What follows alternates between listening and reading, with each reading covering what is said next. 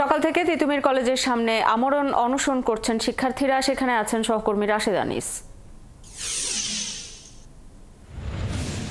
রাশেদ, আজকে কি পরিস্থিতি দেখছেন? অনির্দিষ্টকালের জন্য সড়ক ও রেলপথ অবরোধের যে হুঁশিয়ারি তারা দিয়েছিলেন, সে ব্যাপারে কি কোনো তথ্য আপনার কাছে আছে কিনা জানাবেন।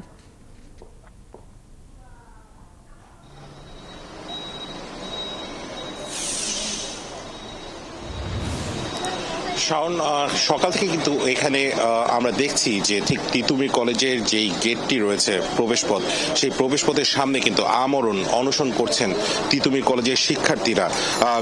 গতকাল রাতে কিন্তু যখন আসলে সংবাদ সংগ্রহ করতে এসেছিলাম আমরা, তখন কিন্তু তারা বলেছিলেন যে তারা মহাখালী থেকে গুলশান আমতলী রেলগেট সহ পুরো ব্লকেট কর্মসূচি করবেন। রাত 4টা পর্যন্ত আসলে সিদ্ধান্ত ঠিক সেরকমটাই ছিল, কিন্তু 4টার পর সেই সিদ্ধান্ত থেকে আপাতত তারা সরে এসেছেন। তারা বলছেন এখানে যারা অনশনকারীরা রয়েছেন, শিক্ষার্থী আমরা এখনো দেখছি না, যারা অনশনকারীরা রয়েছেন তারা কিন্তু বলছেন যে তারা আজ অবরোধ কর্মসূচি এখন পর্যন্ত তাদের কোনো পরিকল্পনায় নেই, পরবর্তীতে হয়তো বা সেটি সিদ্ধান্ত নেওয়া হবে। তবে এখানে যারা আছেন তারা আমরণ অনশন করছেন। তিতুমিরকে তাদের যে 7 দফা দাবি ছিল সেটি কিন্তু এখন 1 দফা দাবিতে পরিণত হয়েছে, যে তিতুমির বিশ্ববিদ্যালয়কে রাষ্ট্রীয় স্বীকৃতি দিতে হবে। এবং যেটি নিয়ে কিন্তু আসলে একটু আগে প্রতিবেদন আমরা দেখছিলাম যে কালকে উপসচিব এসেছিলেন শিক্ষা মন্ত্রণালয়ের নুরুজ্জামান, তিনি কিন্তু এসে শিক্ষার্থীদের সাথে প্রায় 1 ঘন্টা বৈঠক করেছেন, কিন্তু ফলপ্রসূ কোনো রকমের কোনো কিছু হয়নি। এবং তারা কিন্তু একটি বিষয় দাবি করছিলেন যে তিনি যাতে এখানে এসে ঘোষণা দেন যে তিতুমিরকে বিশ্ববিদ্যালয়ে প্রজ্ঞাপন জারি করা হয়েছে করার, কিন্তু সেই ধরনের কোনো রকম কোনো ফলপ্রসূ আলোচনা না হওয়ার কারণে গতকাল রাত 4টা পর্যন্ত কিন্তু তারা রাস্তা অবরোধ করে রাখেন এবং তীব্র যানজট হয় 4টার পর। তারপর কিন্তু হচ্ছিল তারা অনশন যারা করছিলেন তারা কিন্তু হচ্ছিল তিতুমির কলেজের যে ফটক, সেই ফটকের সামনে অবস্থান নেন এবং এখনো কিন্তু তারা সেই অনশন কর্মসূচি করে যাচ্ছেন। এখানে যারা অনশন করছেন তারা কিন্তু আসলে বুধবার বিকেল 5টা থেকেই অনশন করছেন। প্রথমে 5 জন অনশন করছিলেন, এখন সর্বমোট 9 জন অনশন করছেন। গতকাল যেই তাদের অনশন কর্মসূচি ছিল সেটি কিন্তু আসলে গণ অনশন কর্মসূচিতে রূপ নেয়। যারা ইচ্ছে করবে তারা আসলে অনশনে যোগ দিতে পারবেন।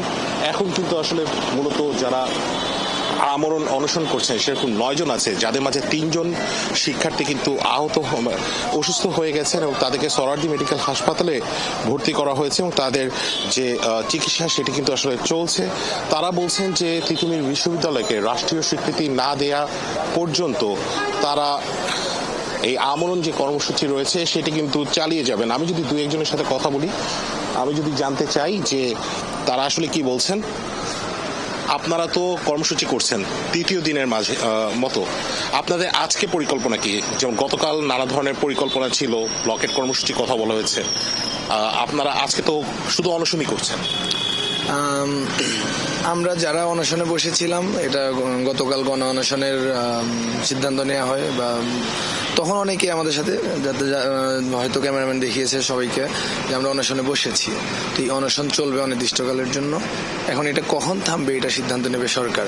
আর পরবর্তী অন্যান্য কর্মসূচি যদি বলি, সেক্ষেত্রে বলতে চাই যে আমরা তো অনশনকারী অনশন করবো, কিন্তু আমাদের সমর্থনে যারা আসবে তারা কি সিদ্ধান্ত নেবে এটা তাদের একান্ত ব্যক্তিগত। আপনাদের 3 জন অসুস্থ আমরা শুনেছি, গতকালকে বোধহয় 2 জন অসুস্থ হয়েছে, এখন পর্যন্ত 3 জন অসুস্থ। আর আপনারা আমরণ অনশন কয়জন করছেন? 9 জন। আমরা আমরণ অনশন 7 জন দিয়ে শুরু করি, এখন এই সংখ্যাটা 12 জনে এসে দাঁড়িয়েছে।